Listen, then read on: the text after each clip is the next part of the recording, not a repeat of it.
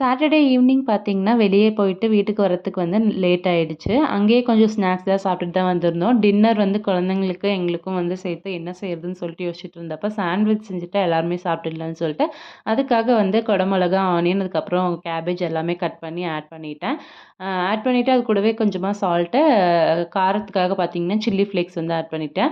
Mayonnaise வந்து இல்ல. இந்த இதெல்லாம் வாங்கும்போது ஃப்ரெஞ்ச் ஃப்ரைஸ்லாம் வாங்கும்போது குடுப்பாங்க இல்லையா? அது ஒரு பாக்கெட் மட்டும் இருந்தது. அத ஆட் பண்ணிட்டு, இந்த சாலட் ட்ரெஸ்ஸிங் இருக்கும் இல்லையா? அதையும் வந்து ஆட் பண்ணி மிக்ஸ் பண்ணிட்டேன்.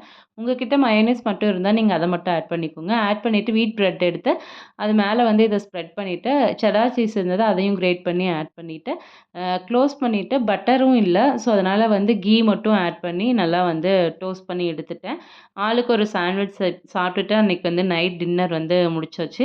ரொம்பவே டேஸ்ட் அண்ட் ஈஸி சிம்பிளா இருக்கும். உங்களுக்கு டக்குன்னு செய்யறதுக்கும் நல்லாருக்கும். கண்டிப்பா ட்ரை பண்ணி பாருங்க.